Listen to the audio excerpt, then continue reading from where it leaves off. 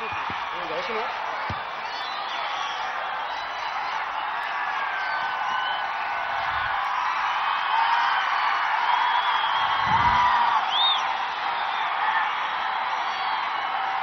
వచ్చిన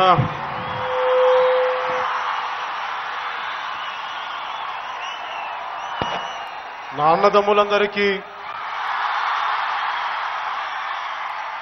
అక్క చెల్లెళ్ళందరికీ, ఆడపడుచులందరికీ, ప్రతి ఒక్కరికి పేరు పేరున ప్రతి ఒక్కరికి నా హృదయపూర్వక నమస్కారం.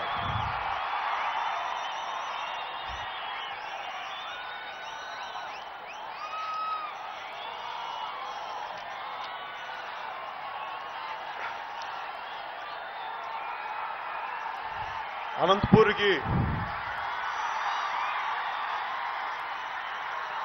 2014 ఎలక్షన్స్ టైంలో వచ్చాను.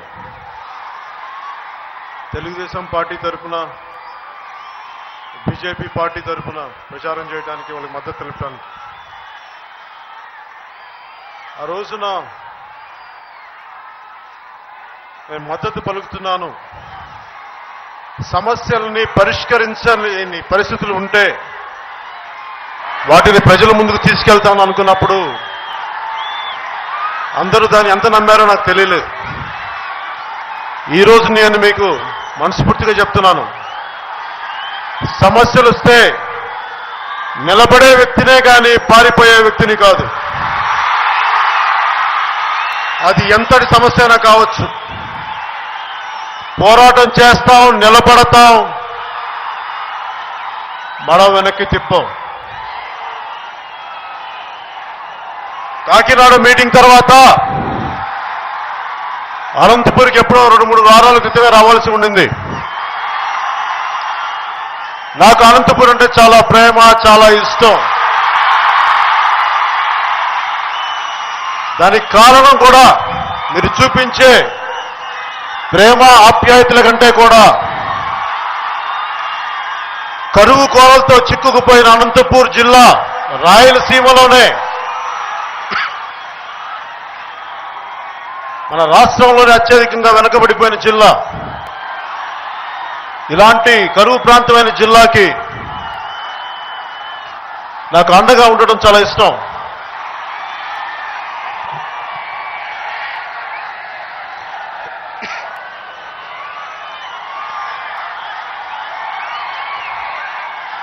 ఎందుకు రాలేకపోయాను 2-3 వారాల క్రితం అంటే,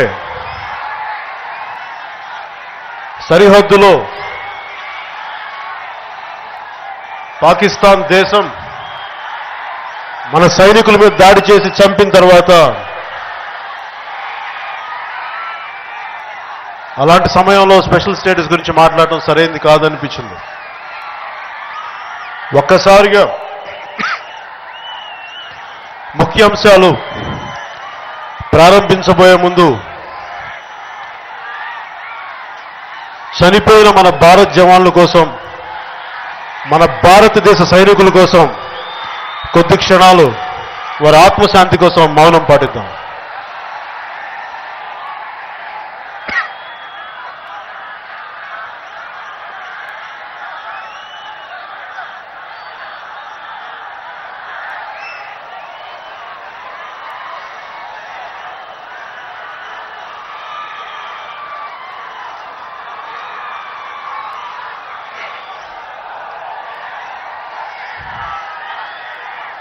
ఒకే ఒకసారి మన మాతృభూమికి, మన దేశానికి, మన జన్మభూమికి ఒకసారి జేజేలు కొట్టి సభను ప్రారంభిద్దాం. భారత్ మాతా కీ!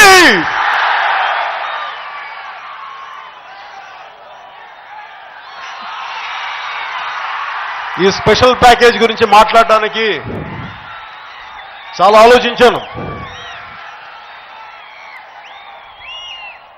ఇదంతా హార్వర్డ్లో చదువుకొని, ఆక్స్ఫోర్డ్లో చదువుకొని రాసిన, అలాంటి మేధావులు రాసిన స్పెషల్ ప్యాకేజ్ కదా. దాన్ని నాలాంటి వాడు అర్థం చేసుకొని మాట్లాడాలంటే, వీధి పళ్ళలో చదువుకొని ఒంగోలు గోపాల్ నగరంలో 10th క్లాస్ గ్రేస్ మార్కులు పాస్ అయిన నాకు అందుకని కొంచెం సమయం తీసుకున్నాను.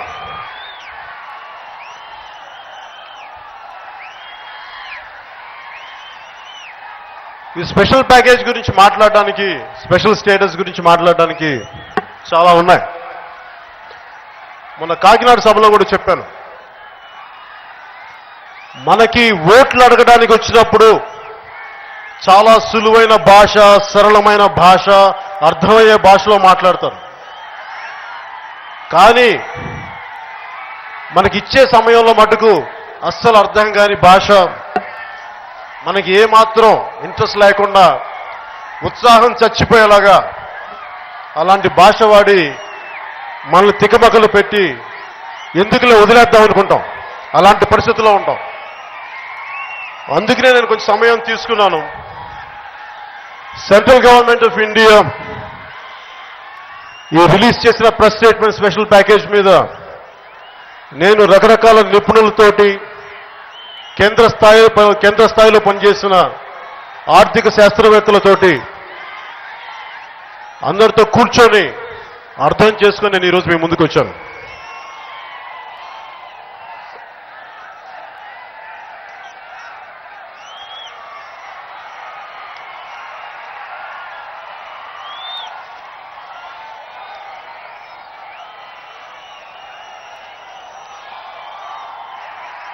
చాలాసార్లు ఈ ప్యాకేజ్ని పోయినసారి నేను పాచిపోయిన లడ్డూలు అన్నాను.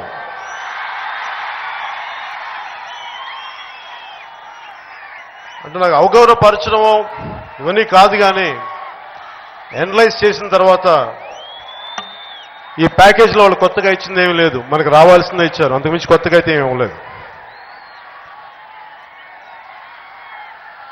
కేంద్ర మంత్రి వెంకయ్యనాయుడు గారు, మంత్రివర్యులు చాలా మంచిది ప్యాకేజ్, రాష్ట్ర ప్రభుత్వం కూడా చాలా మంచిది అని చెప్పి అని చెప్తా ఉన్నారు. నా ఉద్దేశం ఏంటంటే, పార్లమెంటు తలుపులు మూసి రాష్ట్రాన్ని విభజించవచ్చు. ఎంపీలు పెప్పర్ స్ప్రేలు కొట్టొచ్చు. తలుపులు మూసి రాష్ట్రాన్ని పద్ధతి పాడు లేకుండా అడ్డగోలుగా విభజించవచ్చు. అలాగే స్పెషల్ స్టేటస్ ఇవ్వకపోతే ప్రాణాలు ఆరిపోతాయని అరుపులు కూడా వినొచ్చు. అవే గొంతులు స్పెషల్ స్టేటస్ రాకపోతే ఏమి అవ్వదు, పరుసువేదు అన్న మాటలు వినొచ్చు. అలాగే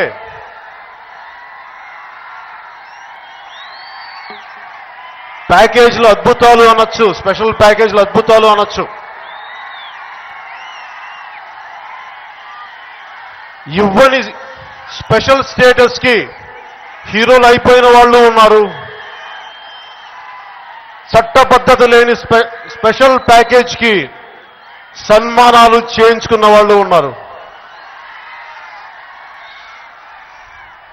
ఏదన్నా అంటే స్పెషల్ స్టేటస్ మంత్రిదండం కాదు, పరుసువేది కాదు అంటారు.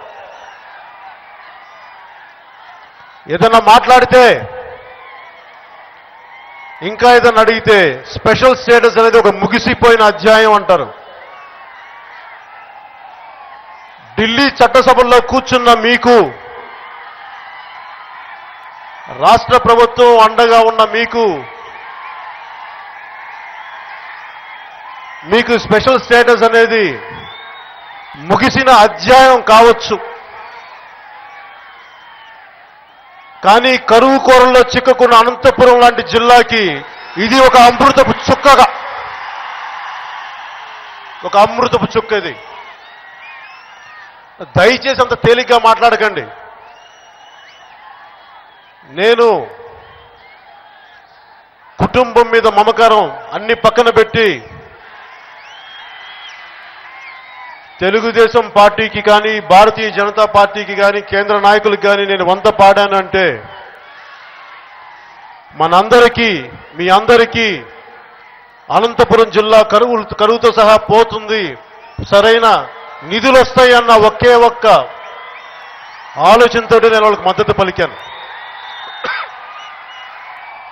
కానీ అవి జరగనప్పుడు, ఆ మాటలు నిలుపుకోలేనప్పుడు నేను ఖాళీగా కూర్చున్న మనిషిని కాదు, ఉత్త చేతులతో జీ హుజూర్ అని ఆడే బానిసని కాదు నేను.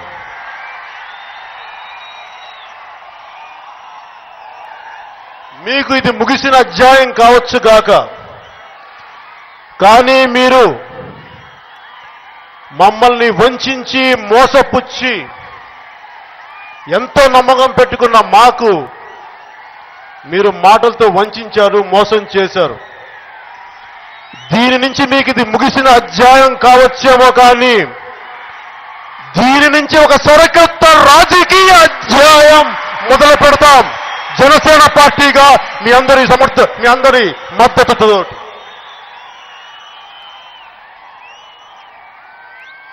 దండాలు పెట్టి మరి ఓట్లు అడిగి అందరం ఎక్కి కూర్చున్నాక ప్రజల్ని మర్చిపోతారు, మనుషుల్ని మర్చిపోతారు.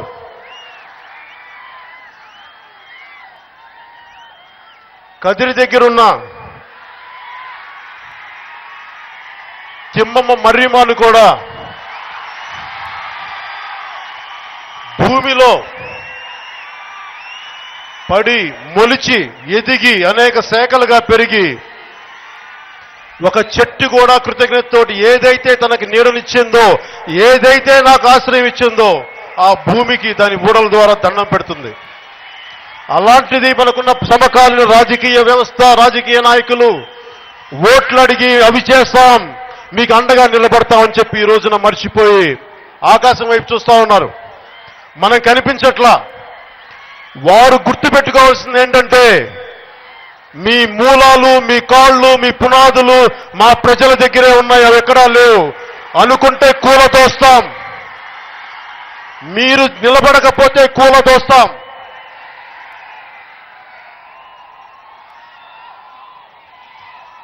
ఈ స్పెషల్ ప్యాకేజ్లో తలా ఒక మాట్లాడతారు. అరుణ్ జైట్లీ గారు, finance minister, union finance minister Shri Arun Jaitley గారు 2,03,000 కోట్లు ఇస్తున్నామంటారు. శ్రీ వెంకయ్యనాయుడు గారు 2,25,000 కోట్లు ఇస్తున్నామంటారు. వాళ్ళిద్దరి మధ్యలో వ్యత్యాసమే 23,000 కోట్లు ఉంది. ఇద్దరు ఒకటే కేంద్రం నుంచి వస్తున్నారు. ఒకళ్ళేమో 2,03,000 కోట్లు అంటారు, ఇంకొకళ్ళేమో 2,25,000 కోట్లు అంటారు. ఈ మధ్యలో ఆ తేడాలో ఇంకొక పోలవరం ప్రాజెక్టే ఉంది 23,000 కోట్లకి.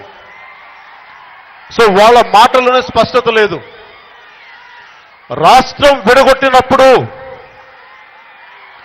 తలుపులు మూసి ఒక క్లారిటీ లేకుండా ఎలా విడగొట్టారో, ఈ స్పెషల్ ప్యాకేజ్ ఇచ్చేటప్పుడు కూడా అర్ధరాత్రి ఇచ్చారు. ఏదో కొంపలు ముగిపోయినట్టుగా. ఎవరికి భయపడి మీరు ఇచ్చారు? ఎవరి గురించి ఆలోచించి మీరు ఇచ్చారు? ఏ ప్రజల కోసం భయపడి ఆలోచించారు? దేనికి? మీరు ప్రజలకి నిజమైన న్యాయం చేయాలనుకుంటున్నప్పుడు చాలా ప్రశాంతంగా చేయొచ్చు కదా. అర్ధరాత్రి అపరాత్రి ఎందుకు మీరు? దాంట్లోనే తెలుస్తుంది మీరు మమ్మల్ని వంచిస్తున్నారు, మోసం చేస్తున్నారు. దాంట్లో ఎలాంటి చట్టబద్ధత లేదు. మీరు కావాలనే మమ్మల్ని వంచిస్తున్నారు ఇంకొకసారి అని మాకు ప్రగాఢంగా నమ్మకం కలుగుతోంది.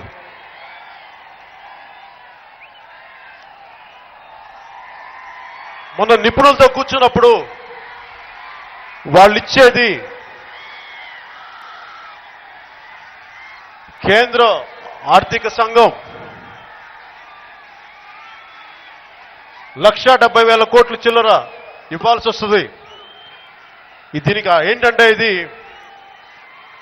అన్ని ట్యాక్సెస్ అన్ని కలెక్ట్ చేసి ఒక కామన్ పూల్కి వెళ్ళి, నేషనల్ కామన్ పూల్కి వెళ్ళాక ఏ రాష్ట్రం వాటా ప్రకారం ఇవ్వాలి. ఇది వీళ్ళు స్పెషల్ ప్యాకేజ్ అనౌన్స్ చేసినా చెయ్యకపోయినా ఇది మనకి వచ్చేదే ఇచ్చేది. దీనికి చట్ట ప్రకారం మనకు వచ్చేది. ఇది ఎలా ఉందంటే, వీళ్ళు ఇచ్చింది ఇంట్లో ఉన్న ఆలికి అన్నం పెట్టి ఊరికి ఉపకారం చేసినట్టు మాట్లాడుతున్నారు కేంద్రం. దానికి మన రాష్ట్ర ప్రభుత్వం ఆహా ఆంధ్రభోజ, ఓహో ఆంధ్రభోజ అని చెప్పి చప్పట్లు కొడుతున్నారు, మెచ్చుకుంటున్నారు, సన్మానాలు చేయిస్తున్నారు, సన్మానాలు చేయించుకుంటున్నారు.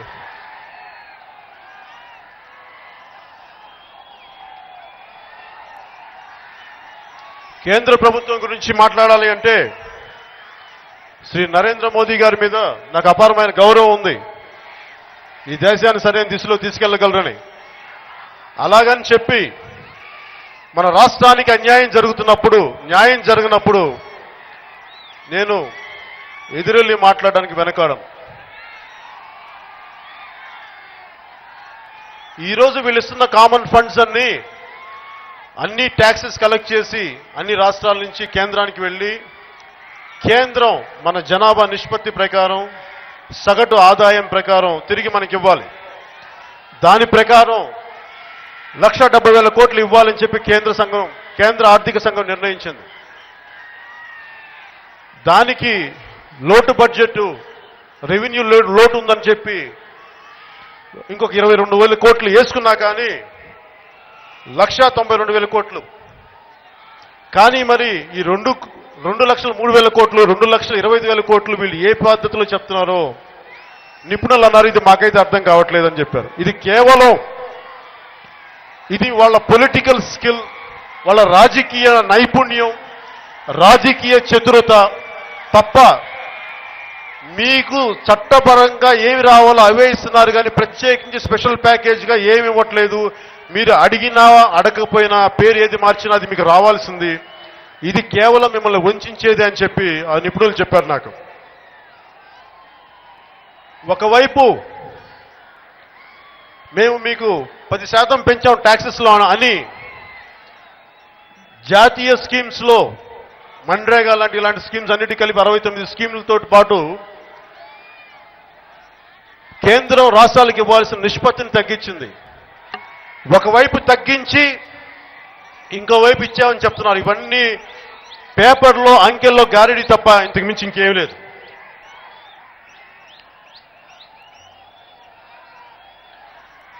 సుజనా చౌదరి గారు, ఎంపీ సుజనా చౌదరి, కేంద్ర మంత్రి సుజనా చౌదరి గారు స్పెషల్ స్టేటస్ గురించి మాట్లాడితే ఆయన ఏమంటున్నారంటే, ఒకప్పుడు ఇండియన్ ఎయిర్లైన్స్ ఉండేది, ఇప్పుడు ఇండియన్ ఎయిర్లైన్స్ తీసేసి మనం ఎయిర్ ఇండియా కింద మెర్జ్ చేసాం. అంత మాత్రాన సర్వీసెస్ ఆగిపోయినా, సర్వీసెస్ మారిపోయినాయా, ఏమైనాయి, వెళ్లాల్సిన వాళ్ళు ప్రయాణాలు ఎలాగే చేస్తారు, దీన్ని బేస్ చేసుకొని మీరు అదే కావాలి, ఎయిర్ ఇండియా కావాలి అని కూర్చుంటే పిచ్చితనం అని అన్నారు. అలాగే పోస్టల్ లెటర్స్ అన్ని పోయి ఈమెయిల్స్ వచ్చినాయి అని అన్నారు. పేరు మార్చి సర్వీసెస్ ఇంకా స్పీడప్ అయిన తర్వాత ఇంకా పాతకాలం బూజు పట్టిన ఆలోచన విధానాన్ని, బూజు పట్టిన ఆలోచనలు మీరు మాట్లాడితే కుదరదన్నారు.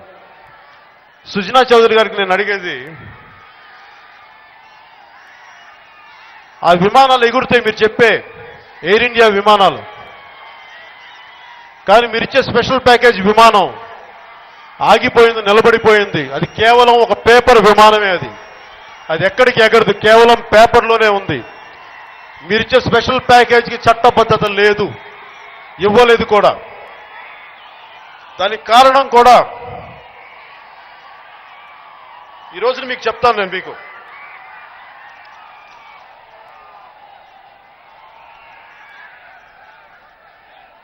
వాళ్ళు ఇచ్చిన ముఖ్యమైన వాటిల్లో పోలవరం ప్రాజెక్టు, వీటన్నిటి గురించి నేను మీకు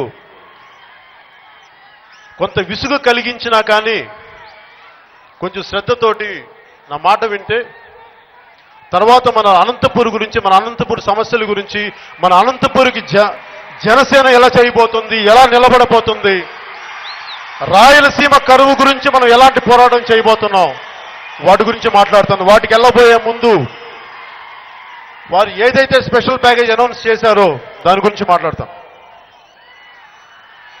స్పెషల్ ప్యాకేజ్ గురించి చదివి సైట్ కూడా వచ్చేస్తుంది, అంత చదివాను. నా కళ్ళజోడు కేంద్ర ప్రభుత్వాన్ని కొంత గ్రాంట్ అలౌ చేయమని కోరుకుంటున్నాను.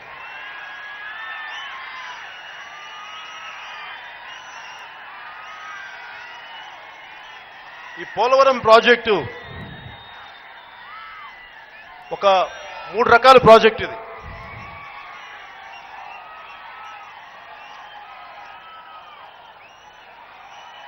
ఒక 7.5 లక్షల ఎకరాలకి వ్యవసాయ అవసరాలకి డ్యాముల ద్వారా కాలువల ద్వారా నీళ్లు, అలాగే ఒక 900 పైచిలకు మెగావాట్ల కరెంటు ఉత్పత్తి చేసేది, 500 పైచిలకు గ్రామాలకి 28 లక్షల ప్రజలకి తాగునీరు, పారిశ్రామిక అవసరాలు, అలాగే ఇంకేదైనా మిగులు నీరు ఉంటుంది కృష్ణా రివర్ బేసిన్కి వెళ్ళాలి, అన్నిటికీ కలిపి వాళ్ళు వేసిన బడ్జెట్ 16,000 కోట్లు. దాంట్లో వాళ్ళు చాలా పక్కాగా రాశారు. ఇక్కడ కేవలం కేంద్రం ఇచ్చేది ఇరిగేషన్ పద్ధతి, ఇరిగేషన్ ప్రాజెక్టుకే ఇస్తాం, దానికి ఎంత ఖర్చు అవుద్దో దానికి 100% ఇస్తాం తప్ప మిగతా వాటికి కాదని చెప్పి చాలా క్లియర్గా రాశారు. ఇది అన్ని లెక్కలు వేసుకొని చూస్తే ఆల్రెడీ ప్రభుత్వం, అంతకుముందు రాష్ట్ర ప్రభుత్వం పెట్టిన ఖర్చు కానీ 5,000 చిల్లర, ఇంకా అంతకుముందు కేంద్రం ఇచ్చిన గ్రాంట్తో కలుపుకొని వాళ్ళు ఈరోజు కేంద్రం నికరగా ఇచ్చేది 8,000 కోట్ల మటుకే. దీనికి వాళ్ళు నేషనల్ ప్రాజెక్ట్ అని పేరు పెట్టారు. కేవలం వాళ్ళు చెప్పేది మాకు మేము ఇవ్వగలిగేది ఇరిగేషన్ ప్రాజెక్టు తప్ప ఇంకా దేనికి కాదని తేల్చి చెప్పారు. మరి ఏ విధంగా పోలవరం ప్రాజెక్టుకి జాతీయ స్థాయి ప్రాజెక్టు అయిందో నాకు ఈ రోజుకి అర్థం కావట్లేదు. దానికి రాష్ట్ర ప్రభుత్వం, కేంద్రం సమాధానం చెప్పి తీరాలి. ప్రత్యేకించి ఇక్కడ రాశారు, the central government will fund the Polavaram irrigation project in the following manner. It will provide 100% of the remaining cost of the irrigation component only of the project అని రాశారు. ఇది మీరు చాలా భయంకరంగా వంచిస్తున్నారు. మీరు నేషనల్ ప్రాజెక్ట్ అని చెప్పి కేవలం ఫుల్ ఫ్లెడ్జ్ తీసుకోవట్లేదు. దీనికి రాష్ట్ర ప్రభుత్వం ఏం సమాధానం చెప్తుందో నేను అడుగుతున్నాను మిమ్మల్ని.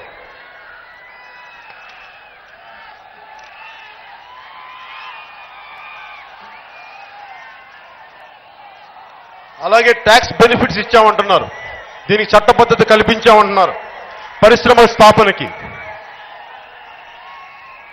మీరు ఈ ట్యాక్స్ ఇన్సెంటివ్స్ ఇచ్చాం, మీకు ట్యాక్సులు ఇచ్చాం, పరిశ్రమలు చాలా వచ్చేస్తాయి. రాష్ట్ర ప్రభుత్వం, రాష్ట్ర తెలుగుదేశం ప్రభుత్వం వెనుకబడిన జిల్లాలు, ముఖ్యంగా రాయలసీమ, ఉత్తరాంధ్ర జిల్లాల్లో పరిశ్రమలు పెడితే మీకు ట్యాక్స్ ఇన్సెంటివ్స్ ఇస్తామని చెప్పారు. మీకు పేపర్ మీద ఈ మాట చెప్పడానికే మీకు 2.5 సంవత్సరాలు పట్టింది. 2.5 సంవత్సరాలు పట్టింది ఈ మాట చెప్పడానికి. అలాంటిది ఒక పరిశ్రమ పెట్టి అది ఉత్పత్తి స్థాయికి వెళ్ళాలంటే ఎన్ని సంవత్సరాలు పడుతుంది? ఇదంతా మీరు చేసేది మోసం కాదా? ఇది రేపొద్దున ఏమంటారు మీరు? మేము ఇచ్చాం కానీ రాష్ట్ర ప్రభుత్వం సరిగ్గా స్పందించలేదు, వెనుకబడిన జిల్లాలో ఎక్కడ పరిశ్రమలు పెట్టాలో గుర్తించలేదు అని చెప్పి వాళ్ళు వెనక్కి వెళ్ళిపోతారు. తిరిగి మనకి మొండి చేయి చూపిస్తారు. రేపొద్దున కేంద్రాన్ని అడిగితే వాళ్ళు ఏమంటారంటే మేము ఇచ్చాం కానీ మీ వాళ్ళు యూటిలైజ్ చేసుకోలేదు అంటారు. ఇన్ని రకాలుగా వంచిస్తున్నారు మనల్ని. ముఖ్యంగా మనకు అనంతపురంలో పరిశ్రమలు పెట్టాలంటే నీళ్లు కావాలి. సుక్క నీరు లేని కరువు కోరల్లో తల్లడిల్లే అనంతపురికి పరిశ్రమలు రావాలంటే నీరు లేకుండా ఎలాంటి పరిశ్రమలు పెడతారు? ఇక్కడ ఇంతమంది ఉన్న యువతకి ఎలాంటి ఉద్యోగాలు ఇస్తారు?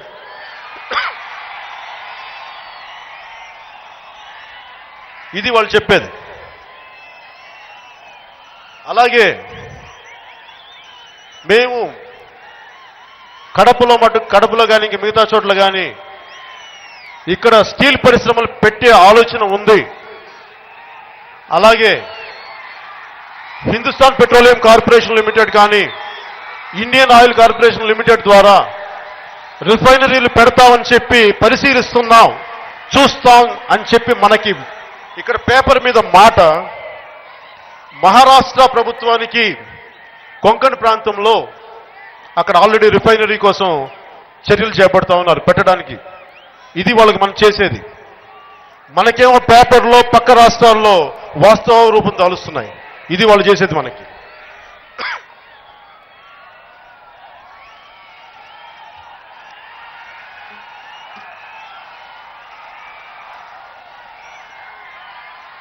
కాంగ్రెస్ నాయకులు ఇస్తామని చెప్పి కొన్ని సంవత్సరాలు నాంచి కొన్ని వందల మంది బలిదానాల తర్వాత తెలంగాణ ఇచ్చారు. మీరు సెపరేట్ స్టేటస్ తెస్తామని చెప్పి ఈరోజు మొండి చేయి చూపిస్తున్నారు. మీరు ఇలా ప్రజలను వంచే కాడికి మీకు అండగా మేము నిలబడ్డ భారతీయ జనతా పార్టీకి తేడా ఏంటి?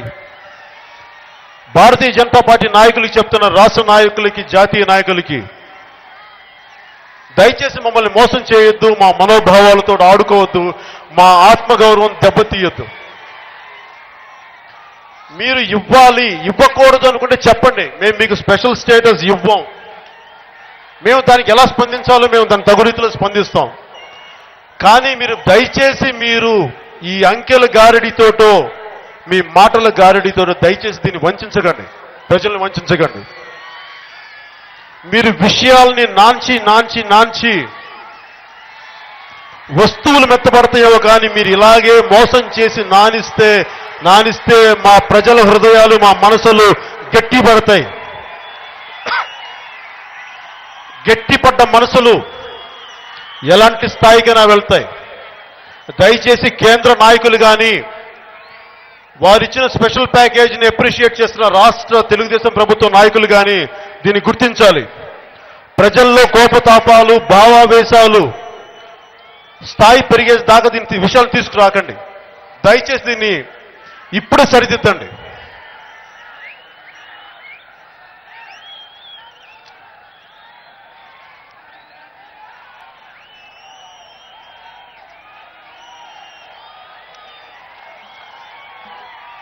నిజంగా వీళ్ళు రాష్ట్రానికి మనకి ఇచ్చేసాయాలు ఉండుంటే 10 సంవత్సరాల క్రితమే మన అనంతపూర్లో సెంట్రల్ యూనివర్సిటీ వస్తుందని చెప్పారు. సెంట్రల్ యూనివర్సిటీ చూస్తున్నామని చెప్పారు. చేస్తామని చెప్పి ఎక్కడి దాకా తీసుకొచ్చినప్పుడు ఎప్పటికి ఇస్తారు? ఇక్కడున్న 14 ఏళ్ల పిల్లోడు మనవడు వచ్చేవరకు ఇస్తారా మీరు? అప్పుడా మీరు ఇచ్చేది? ఎప్పుడు ఇస్తారు?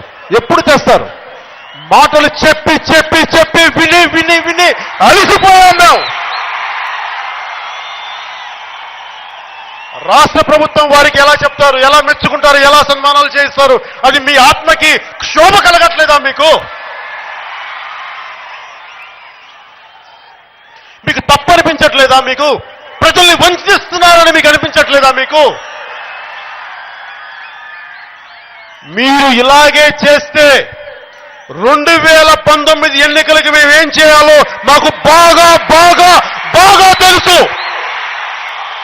ఇది కేంద్ర ప్రభుత్వం, రాష్ట్ర ప్రభుత్వం దయచేసి దీన్ని గుర్తించవలసిందిగా మేము పదే విజ్ఞాపన చేస్తున్నాం. మా భావవేశాలతో మీరు ఆడుకోకండి, మా మంచితనంతో మీరు ఆడుకోకండి, మా ప్రేమతో, మా అభిమానంతో మీరు ఆడుకోకండి.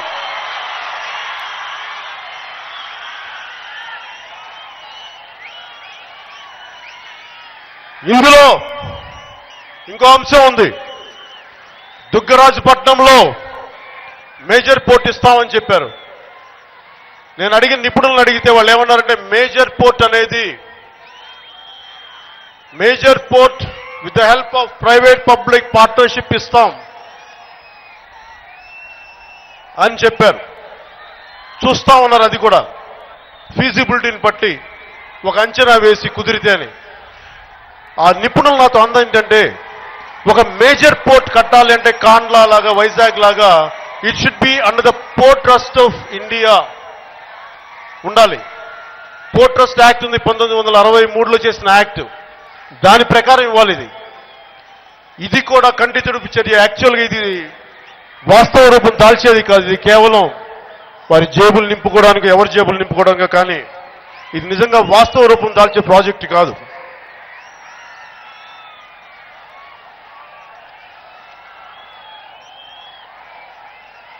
అలాగే ఎయిర్పోర్ట్స్ విశాఖపట్నంలో కానీ, విజయవాడలో కానీ, తిరుపతిలో కానీ కడతా ఉన్నారు.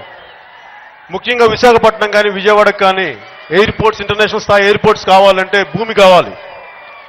ఒకవైపు రాష్ట్ర ప్రభుత్వం దగ్గర నిధులు లేవు, నిధుల కొరత ఉంది అంటున్నారు. కేంద్రం ఏమంటుందంటే, మీరు భూమి ఇస్తే కానీ మేము ఎయిర్పోర్ట్లు స్ప్రెడ్ చేయం, కన్స్ట్రక్ట్ చేయలేము, కట్టలేమంటారు. ఇది ఎలా ఉందంటే, పిచ్చి కుదిరితేనే పెళ్లి, పెళ్లి కుదిరితేనే పిచ్చి. ఎప్పుడు ఇక్కడ తిరుగుతూ ఉంటుంది. అంటే ఎప్పటికీ జరగ ఒక లూప్లో తిరుగుతూ ఉంటాయి ఇవి. అలా ఉంది. అలాగే నేషనల్ హైవేస్లో మేము మీకు ఇస్తాం, ఇన్ని వేల కోట్లు 25,000 కోట్ల రోడ్లు వేస్తామంటే ఆ నిపుణులు నాకు చెప్పింది ఏంటంటే, నేషనల్ హైవే పాలసీ ప్రకారం ఏ రాష్ట్రమైనా కేంద్రం తన రోడ్లు వేసుకుంటూ వెళ్తుంది, దానికి మనకు సంబంధం లేదు. వాళ్ళకి నిజంగా చెయ్యాలి మీ రాష్ట్రానికి అంటే, రాష్ట్ర హైవేస్ని, స్టేట్ హైవేస్ని కానీ వాళ్ళు స్పాన్సర్ చేయగలిగితే, ఆ డబ్బు వాళ్ళు పెట్టగలిగితే అప్పుడు నిజంగా దీంట్లో పెట్టొచ్చు. కానీ వాళ్ళు అన్ని రాష్ట్రాలకు వేసిన రోడ్లు వేస్తూ మీ రాష్ట్రంలో కూడా వేస్తూ దాన్ని స్పెషల్ ప్యాకేజ్ కింద పెట్టడం అనేది ఇది మోసం చేయడం అని చెప్పారు నాకు వాళ్ళు.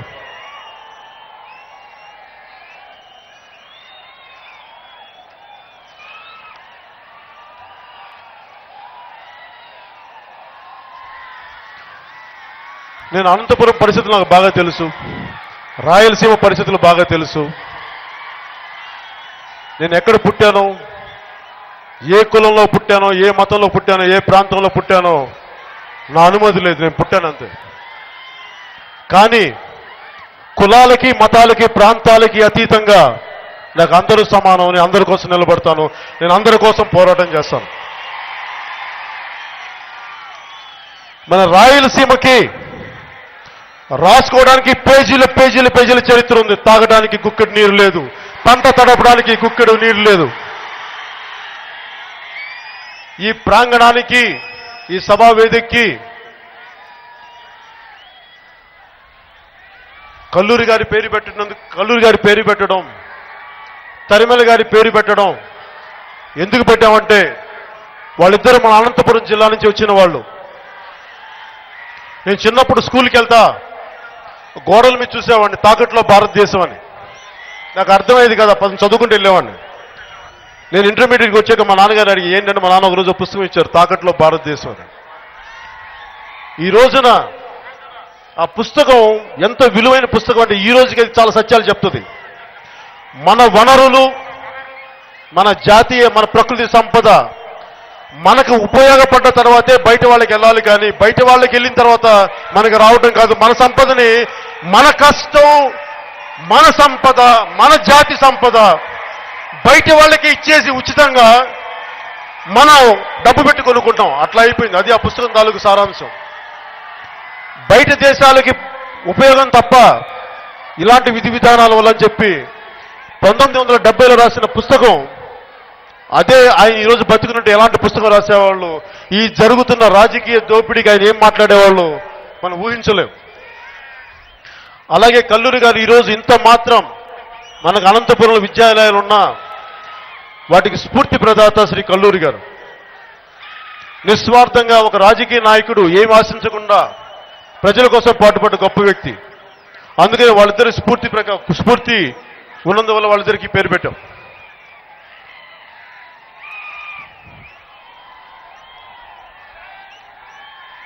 నేను ఇప్పుడు దాకా పొలిటికల్ పార్టీ ఆఫీస్ ఒక హైదరాబాద్లో పెట్టాను తప్ప ఇంకెక్కడ పెట్టలేదు ఇప్పుడు దాకా.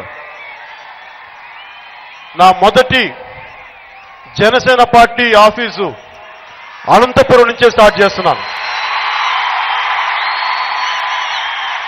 2019లో ఎమ్మెల్యేగా పోటీ చేస్తాను. గెలుస్తానా ఓడిపోతానా నాకు తెలియదు, కానీ పోరాటం అయితే చేస్తాను.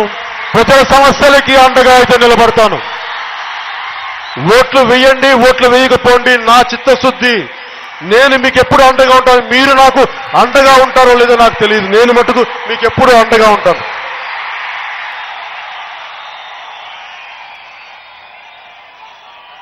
అందుకనే మన అనంతపురం సమస్యలో భాగంగా చాలా మంది నిపుణులతోటి జిల్లా సమగ్రాభివృద్ధి సంస్థ అనంతపురం జిల్లా ఈ వేదికతోటి నేను కలిసి పనిచేయడానికి ముందుకెళ్ళడానికి నిర్ణయించుకున్నాను.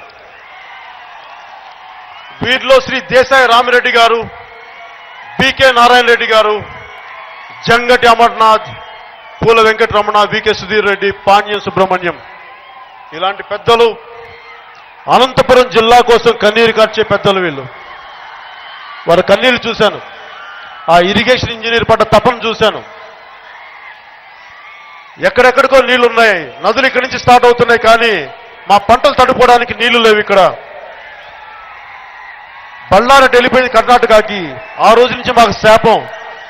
ఇప్పుడు ఒక ప్రకృతి శాపం ఉంది, మా రాజకీయ నాయకుల శాపం కూడా ఉంది. మా రాష్ట్రంలో మా ప్రాంతంలో పుట్టి మాకు నిలబడలేని రాజకీయ నాయకులు ఉన్నారు. నేను దీనికోసం వాళ్ళకి ఒకటే చెప్పాను, మన అనంతపురం జిల్లా కరువు దేశ యావత్తు తెలిసేలాగా మీరందరూ సహకారం ఇస్తే మీ అందరూ వస్తానంటే జనసేన పార్టీ నేతృత్వంలో నేను మన కరువుని మన సమస్యల్ని మన దేశ రాజధాని ఢిల్లీ దాకా తీసుకెళ్ళడానికి సిద్ధంగా ఉన్నాను. నేను దానికి అనుకోవడానికి కొన్ని స్పెషల్ రైల్స్ వేసి మనం ఎంత బాధపడుతున్నాం, ఎంత కరువు కొరల్లో చిక్కుకుపోతున్నాం, ఆడపడుచులు మానాలు అమ్ముకుంటున్నారు. ఆ విషయం కేంద్ర ప్రభుత్వానికి కానీ రాష్ట్ర ప్రభుత్వానికి కానీ తెలుసా? కరువు వల్ల. నేను బెంగళూరు వెళ్ళినప్పుడల్లా అనంతపురం వలస కూలీలు చూస్తాను. ఇక్కడ భూమి ఉండి కేవలం నీరు లేక కరువులతో వెళ్ళిపోయి రకరకాల వృత్తుల్లో ఆత్మగౌరవం చంపుకొని బతుకుతూ ఉన్నారు. వాళ్ళ ఆడవారి మీద అత్యాచారాలు జరుగుతున్నాయి, అవి కూడా చెప్పారు నాకు. ఇవన్నీ కేవలం మా రక్షణ, మా అనంతపురం నుంచి మేము రావటం వల్ల మేము వల్నరబుల్ అయిపోయాం, మాకు రక్షించే వాళ్ళు ఎవరు లేరు అంటే నేను వాళ్ళకి, నాకు నిజంగా అంత శక్తి ఉండుంటే ఈ కరువు కోసం ఏదైనా చేశామని. కానీ ఈ అనంతపురం కరువు గురించి నేను కొంతమంది రైతాంగ నిపుణులతో మాట్లాడాను. దాంట్లో ముఖ్యంగా స్వరాజ్ అభియాన్ శ్రీ యోగేందర్ యాదవ్ గారితో కూడా మాట్లాడాను. వాళ్ళు నడిపేది ఈ దేశంలో పారిశ్రామికవేత్తలకి, చాలా సంపన్న వర్గాలన్నిటికీ లాబీలు ఉన్నాయి. కానీ సగటు రైతుకి, సగటు కూలీకి వాళ్ళని అర్థం చేసుకుని వాళ్ళ తరఫున పోరాడే లాబీలు లేవు. నేను వాడికి అదే చెప్పాను, మీరు భారతదేశంలో ఉన్న రైతుల కోసం మీరందరూ కలిసి నడుద్దామంటే మన ఆంధ్రప్రదేశ్ నుంచి తెలంగాణ నుంచి నేను మీకు ఎప్పుడు ముందుంటాను, కలిసి మీకు పనిచేద్దామంటే మీరు అర్థం చేసుకోవాల్సింది, నేను నటుడు వీటన్నిటికంటే కూడా నేను రైతుని, చిన్న కమత రైతు. నేను కూలి పని చేస్తాను, పొలం పని చేస్తాను. నీళ్లు లేక చెట్లు ఎండిపోతుంటే కన్నీరు కార్చేవాడిని. అంతగా నాకు తెలుసు అనంతపురం జిల్లా రైతుల బాధలు ఎలా ఉంటాయో నాకు తెలుసు.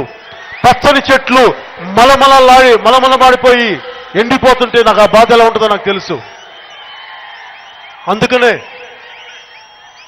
నేను మీకోసం ఈ సమస్యని జాతీయ స్థాయి నాయకులకి తీసుకెళ్లే విధంగా ప్రత్యేక రైల్లో ఈ జిల్లా, మన అనంతపురం జిల్లా సమగ్రాభివృద్ధి సంస్థ వ్యక్తులతో కలిసి మీరందరూ వస్తారంటే మిమ్మల్ని కూడా నేను తీసుకెళ్తాను ఢిల్లీకి.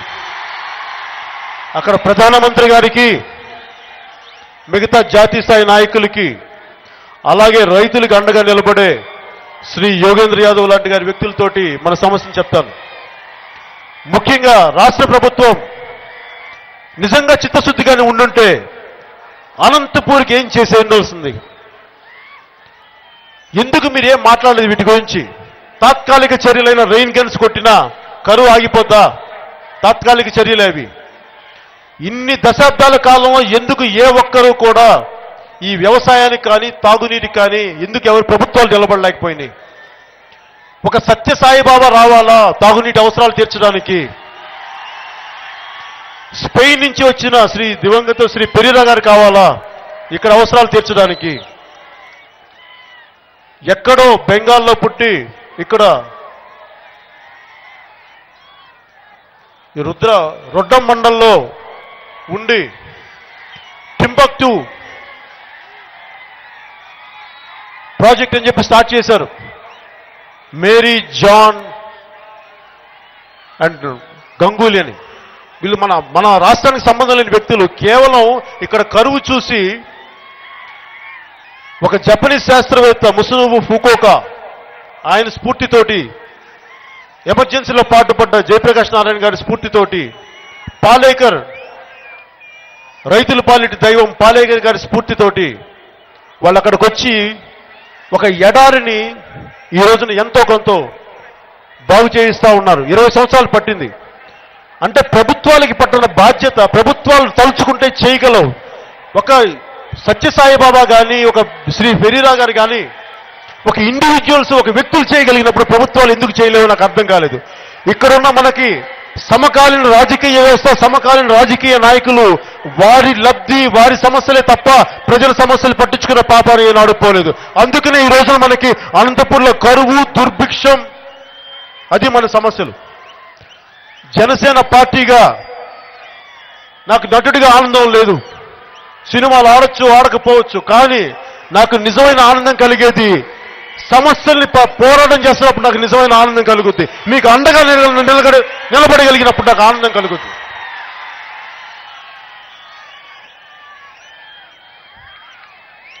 అలాగే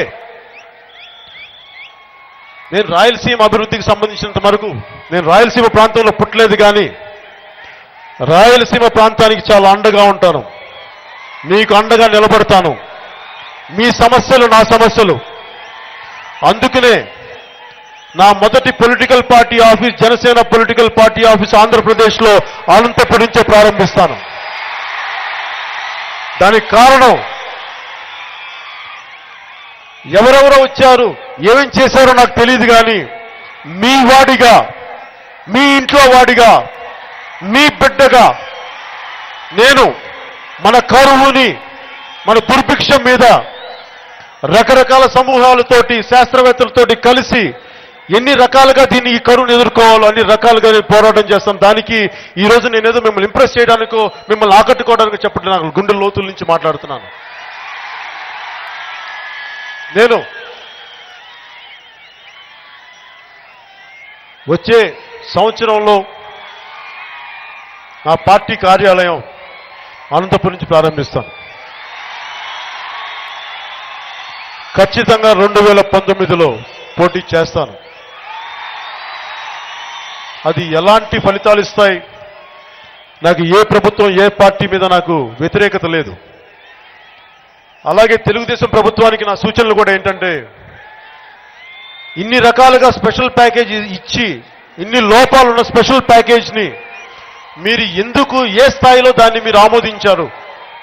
మనకు రావాల్సిన వాటానే, డెవల్యూషన్ మెథడ్లో మనకు రావాల్సిన వాటానే మనకిచ్చి, మనకు రావాల్సిన దాని మీదే చిన్న కవర్ కప్పి మనకి ఇచ్చినప్పుడు మీరు దాన్ని ఏ రకంగా మెచ్చుకుంటారు?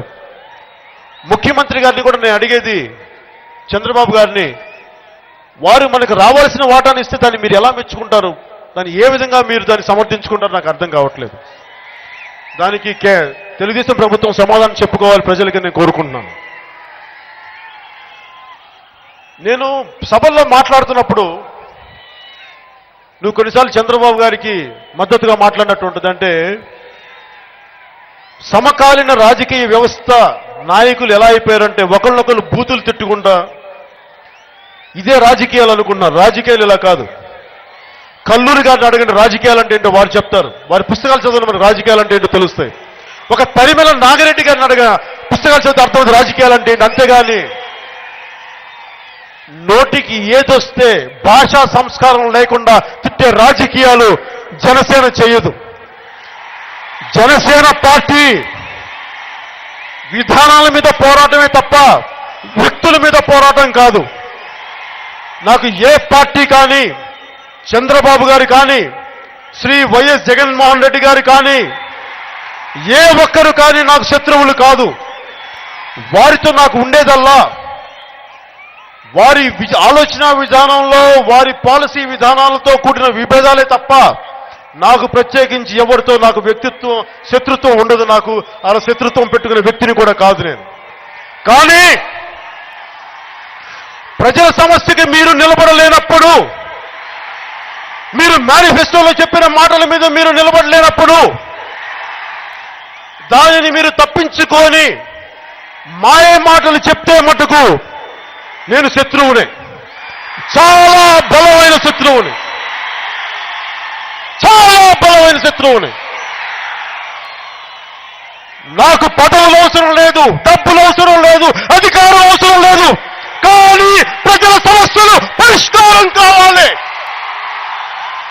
అలసిపోయాం. దశాబ్దాల దోపిడీ, దశాబ్దాల అన్యాయం, దశాబ్దాల మాటలు, అలసిపోయాం. విసుగొచ్చింది ఈ సమకాలీన దోపిడీ రాజకీయ వ్యవస్థ మీద. ఇంకెంతకాలం పౌరుషం ఉందా లేదా? మనకి ఉందా? నేను మీకోసం పోరాటం చేస్తున్నాను, మీ తరాల కోసం పోరాటం చేస్తున్నాను, నా కోసం కాదు. నేను చేతులు కట్టు కూర్చుంటే అందరూ నాకు గౌరవం ఇచ్చేవాళ్ళే, డబ్బులు వస్తాయి నాకు. నేను ఈ రోజు అన్నింటినీ వదులుకొని వస్తున్నాను రాజకీయాల్లోకి. నాకు సరదా కాదు, నాకు ఎవరితో శత్రుత్వం లేదు. కానీ నా సమస్యలు కాకపోయినా నాకు అందరూ శత్రువులు అయిపోయారు. కేవలం 1972లో ఒక జనరేషన్ రాజకీయ నాయకులు చేసిన తప్పుకి ఈరోజు మనందరం ట్యాక్స్ కడుతున్నాం, మనం అనుభవిస్తున్నాం. అలాగే ఈరోజు ఇప్పుడు జరుగుతున్న తప్పులను మనం సరిదిద్దకపోతే ఒక సమకాలీన రాజకీయ పార్టీ, అది చంద్రబాబు గారు కావచ్చు, వైఎస్ జగన్మోహన్ రెడ్డి గారు కావచ్చు, కానీ మీరు తప్పులు సరిదిద్దుకోకుండా పోతే ఇంకొక భావితరాలు దెబ్బతింటాయి. అలా భావితరాలు దెబ్బతింటా ఉంటే ఈ పవన్ కళ్యాణ్, ఈ జనసేన ఊరుకోదు, పోరాటం చేస్తాం. ఆడబిడ్డల మాన సంరక్షణలకి జనసేన పార్టీ ముందుంటుంది. ఆడబిడ్డల మాన సంరక్షణలకి మేము ముందుంటాం. మీకోసమేరా తల్లి, మీరు నా అక్క చెల్లెళ్ళు, మా ఆడపడుచులు, మీరు ఆనందంగా ఉండాలి. ఆడబిడ్డ కన్నీరు పెట్టకూడదు, రైతు కన్నీరు పెట్టకూడదు. నేను రైతు గురించి మాట్లాడుతున్నప్పుడు నేను ఎప్పుడు జై జవాన్ జై కిసాన్ నమ్ముతాను. ఈ రోజున అన్నం పెట్టేవాడు రైతు. రైతుని చంపుకుంటున్నాం మనం, రైతుల్ని ఏడిపిస్తున్నాం, రైతు కన్నీరు కారుస్తున్నాడు. ఈ రోజున అభివృద్ధి కావాలి, విదేశాల నుంచి సంపద కావాలంటే మనకు కూడబెట్టే రైతుని మనం చంపుకుంటే ఎవరు చూస్తారు మనల్ని? మరి ప్రభుత్వాలు ఎందుకు పట్టించుకో రైతుల్ని? ఎందుకు అనంతపురం జిల్లా ఇంకా కరువు కాటకాలతో ఉండాలి? ఆకాశంలోకి రాకెట్లు విసేసేంత టెక్నాలజీ ఉంది, ఎడారుల్లో పంటలు పండించేంత టెక్నాలజీ ఉంది. కానీ మరి ఎందుకు రావట్లేదంటే మన నాయకులకి చిత్తశుద్ధి లేదు. 5 సంవత్సరాల రాజకీయాల మీద, పదవుల మీద మమకారం ఉంది, కానీ ప్రజల సమస్యల మీద మమకారం లేదు.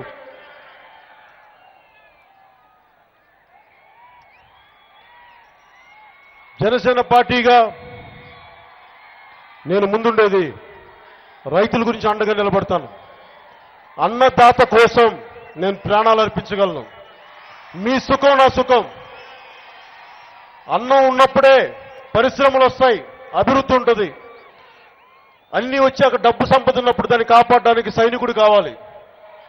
అందుకనే నాకు రైతు ఎంత ముఖ్యమో నాకు సైనికుడు కూడా అంతే ముఖ్యం. మీలో ప్రతి ఒక్కరూ, మనలో ప్రతి ఒక్కరూ ఒక రైతు ఉండాలి, ఒక సైనికుడు ఉండాలి. అలాంటి జై జవాన్ జై కిసాన్ లాంటి నినాదం మళ్ళీ జనసేన ద్వారా పట్టుకొస్తాం. మళ్ళీ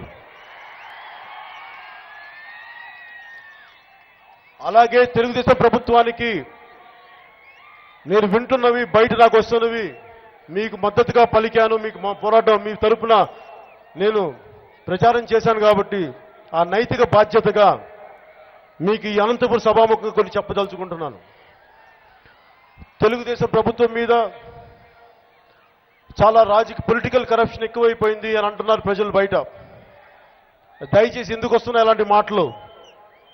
విపరీతమైన కరప్షన్ ఎక్కువైపోయింది తెలుగుదేశం ప్రభుత్వం మీద, దీన్ని సరిచేసుకోవాలి. ఎందుకు వస్తున్నాయి అలాంటి పదాలు? నేను కులం అడ్డుగోడల్ని దాటి, కుటుంబ మమకారం దాటి నేను మీకు మద్దతు పలికాను. దయచేసి తెలుగుదేశం ప్రభుత్వానికి, ఒక కులానికి కానీ, ఒక ప్రాంతానికి కానీ, ఒక వర్గానికి కానీ ఎక్కువ చేయకుండా చూడండి. అందరినీ సమానంగా చూడాల్సిన బాధ్యత మీ పైన ఉంది. ఒకవేళ నేను విన్న దాంట్లో నిజం లేకపోతే దయచేసి అని చెప్పండి. అలాంటివి ఎందుకు వస్తున్నాయో బయటికి మీరు ఒకసారి ఆత్మపరిశీలన చేసుకోండి. ప్రజలందరినీ కులాలకి, మతాలకి, ప్రాంతాలకి సమానంగా చూడండి. ఈ రోజున అమరావతి రాజధాని విజయవాడ దగ్గర ఉండటం వల్ల రాయలసీమ నాయకులకు కానీ, రాయలసీమ ప్రజలకు కానీ అది చాలా సదూరంగా ఉందనే భావన ఉంది. మరి రాయలసీమ ప్రాంతానికి మరి ఎందుకు దూరం అయిపోయాం మనం అని ఒకసారి తెలుగుదేశం ప్రభుత్వం ఆలోచించుకోవాలి. అలాగే ఉత్తరాంధ్ర కూడా ఈ రాజధాని మనకు సంబంధం లేదు, ఎక్కడో దూరాన ఉందని చెప్పి మళ్ళీ రెండు చోట్ల, ఒకవైపు రాయలసీమలోనూ ఇంకోవైపు ఉత్తరాంధ్రలో మళ్ళీ వేర్పాటువాద ఆలోచనలు ఉన్నాయి. అవి మీరు ఆదిలోనే వారి సమస్యల్ని గుర్తించి మీరు చేయకపోతే మళ్ళీ ఇంకోసారి తెలంగాణ కానీ ఇంకో రెండు ముక్కలుగా విడిపోయే అవకాశాలను జాగ్రత్త మీరు పరిశీలించి చూసుకోండి. ముఖ్యంగా అనంతపురం జిల్లాకి కనీసం 100 టీఎంసీలు నీరు కావాలని కోరుకున్నారు, కానీ వాళ్ళకి లభించేది 30-40 ఇప్పుడు దాకా. ఒకవేళ ఏ రకంగా వాళ్ళకి 100 టీఎంసీలు నీరు ఇవ్వగలం ఉన్న ఎగ్జిస్టింగ్ ప్రాజెక్ట్స్ ద్వారా, ఒకసారి కేంద్రంతో మాట్లాడి కానీ మీరు కానీ ఒకసారి ఆనుకొని కానీ ఒకసారి తిరిగి అనంతపురం జిల్లాకి వాళ్ళ రైతాంగానికి 100 టీఎంసీలు నీరు, కనీసం వీళ్ళకి ఒక్క పంట కూడా పండట్లేదు, ఆ ఒక్క పంట కోసమైనా సరే రాష్ట్ర ప్రభుత్వం ఎలాంటి చర్యలు తీసుకోబోతుందో ఒకసారి ప్రజలకు తెలియచేయండి. అలాగే రాజధాని నిర్మాణం కోసం అన్ని జిల్లాల నుంచి, అన్ని ఊళ్ళ నుంచి పిడికిడి మట్టి తీసుకొచ్చారు. అలాగే ఆ పిడికిడి మట్టి తీసుకొచ్చిన ప్రతి జిల్లాలోని ప్రతి వ్యక్తి కోసం రాజధానిలో మీరు ఎలాంటి స్థానం ఇస్తున్నారు? ప్రతి ఒక్కరూ రాగలరా? కేవలం సంపద, డబ్బున్న వాళ్ళకేనా రాజధాని అది, లేదంటే ప్రతి సామాన్యుడికి రాజధానా? అది కూడా ఒకసారి మీరు అలాంటి రాజధాని, అలాంటి నిర్మాణం జరగాలని నేను మనస్ఫూర్తిగా కోరుకుంటున్నాను. ఒకవేళ మీరు ఇవి సరిదిద్దుకోలేని పక్షంలో ఇంకో వేర్పాటువాద ఉద్యమాలు వస్తాయి. దయచేసి మీరు దాన్ని గుర్తించి దీన్ని ఆదిలోనే తుంచాల్సిందిగా కోరుకుంటున్నాను, అడ్రస్ చేయాల్సిందిగా కోరుకుంటున్నాను.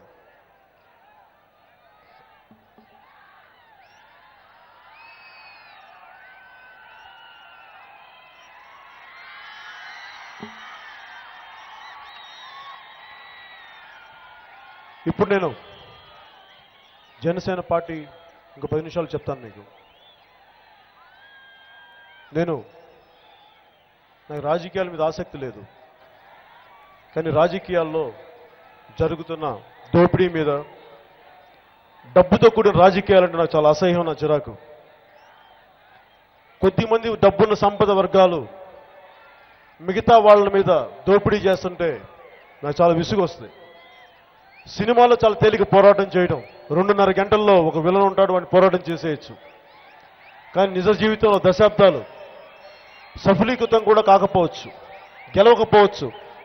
కానీ నా ఉద్దేశం ఈ సమకాలీన దోపిడీ రాజకీయ వ్యవస్థ మీద నిరంతర పోరాటం చేయడానికి జనసేన పార్టీ ఎప్పుడు ముందుంటుంది.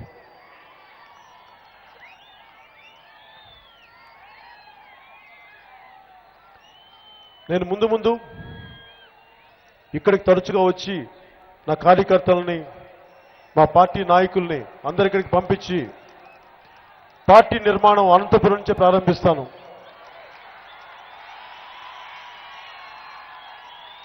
నేను మన ఇంతమంది యువత ఉన్నారు, ఇక్కడ పరిశ్రమలు ఎలా రావాలి, ఎలాంటి విద్యాలయాలు కావాలి, ఎలాంటి చదువులు ఉంటే మనకి ఉద్యోగాలు వస్తాయి. ఈ రోజున అందరూ యువత చాలా బలం ఉంటారు, మరి ఇలాంటి యువతకి ఎలాంటి ఉద్యోగాలు ఉండాలి, ఎలాంటి పరిశ్రమలు ఉండాలి, ఎలాంటి స్కిల్స్ ఇవ్వాలి, డెవలప్ చేయాలన్నది పాలసీ మేకర్స్ ద్వారా ఆలోచిస్తున్నాం, జనసేన పాలసీ మేకర్స్ ద్వారా.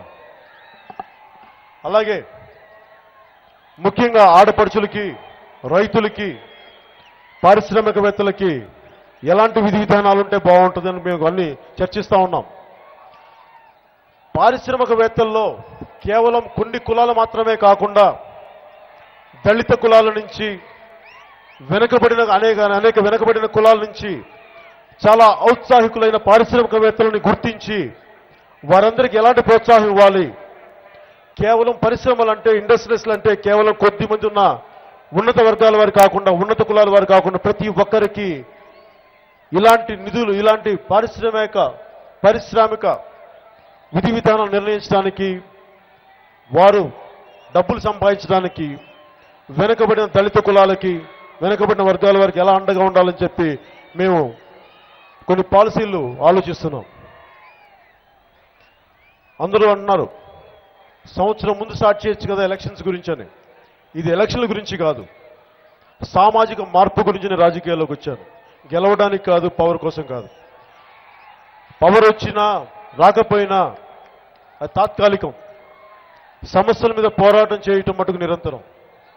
అందుకొచ్చింది జనసేన రాజకీయాల్లోకి. కానీ ఇవన్నీ చాలా కష్టంతో కూడుకున్న పోరాటాలు.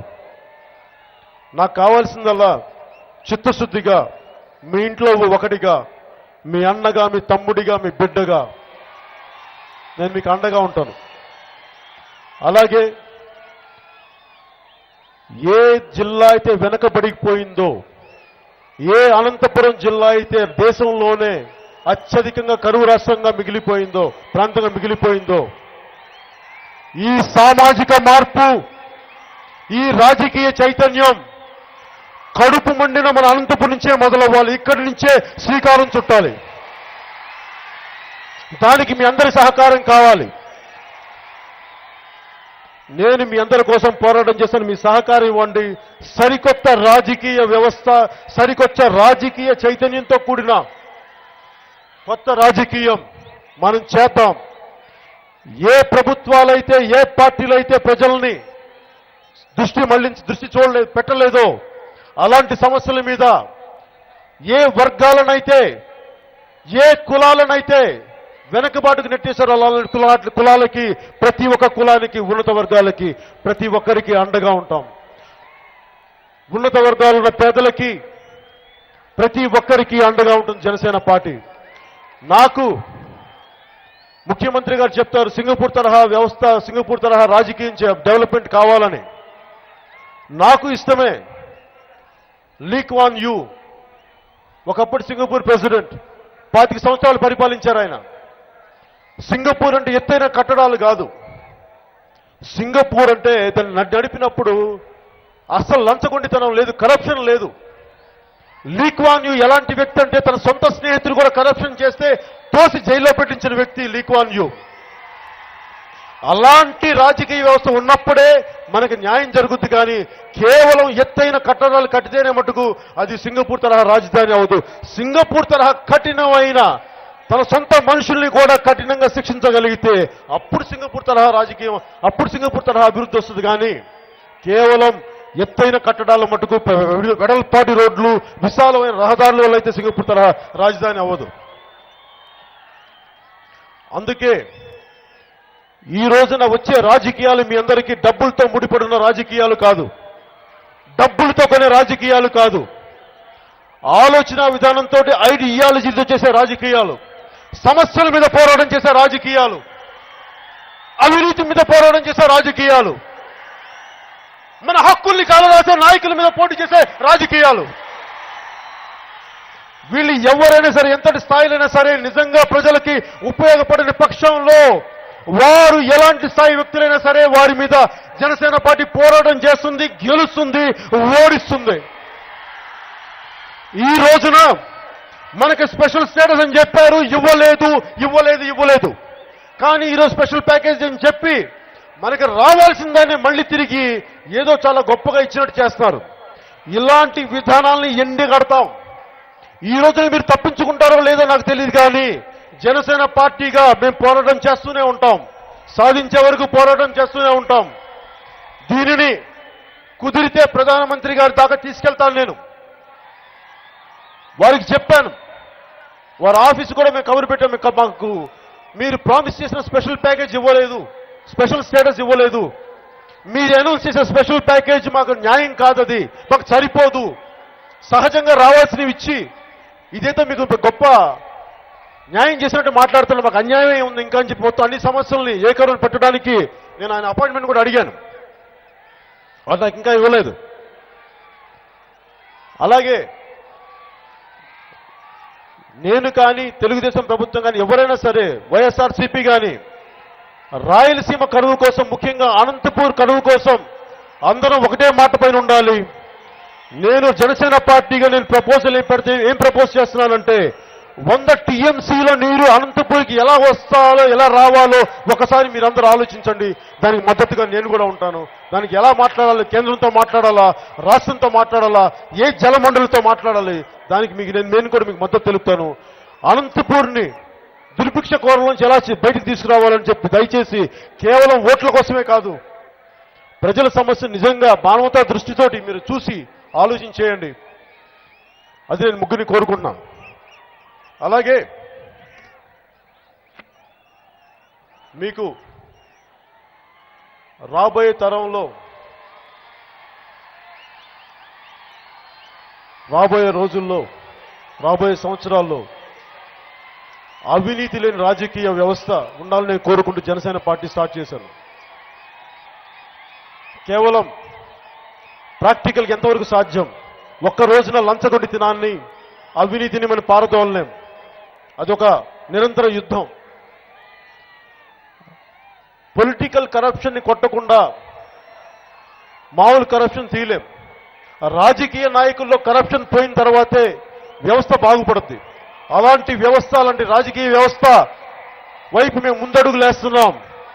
తరిమల నాగిరెడ్డి గారి గొప్ప నాయకులు లాంటి గొప్ప నాయకుల స్ఫూర్తితోటి, కల్లూరి గారి స్ఫూర్తితోటి, ఎంతో మంది స్ఫూర్తితోటి, లోక్ నాయక్ జయప్రకాష్ నారాయణ గారి స్ఫూర్తితోటి ఒక అందరికీ అన్ని వర్గాల వారు ఆనందించే ఒక సమాజం ఉండాలని కోరుకుంటూ నేను జనసేన పార్టీ స్టార్ట్ చేశాను. దీన్ని ఇలాగే ముందుకు తీసుకెళ్తాను. దానికి మీ అండదండలు కావాలి మనస్ఫూర్తిగా కోరుకుంటూ సెలవు తీసుకున్నాను. జై హింద్.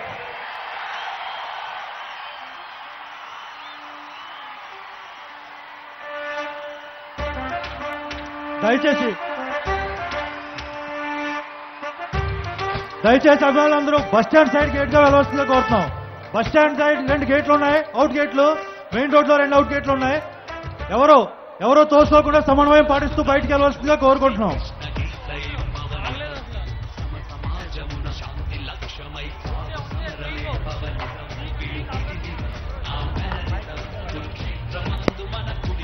దయచేసి ఎవరో తోసుకోవద్దండి.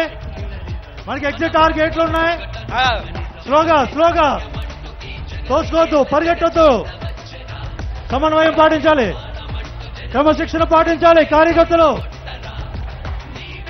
బ్యాక్ సైడ్ ఖాళీగా ఉంది. ఆర్టీసీ బస్ స్టాండ్ సైడ్ వెళ్ళండి. ఎవరు పరిగెట్టొద్దండి. ఖాళీగా స్లోగా సమన్వయంతో గ్రౌండ్ దాటండి అందరూ. బ్యాక్ సైడ్ 2 గేట్లు ఉన్నాయి, సైడ్ 2 గేట్లు ఉన్నాయి.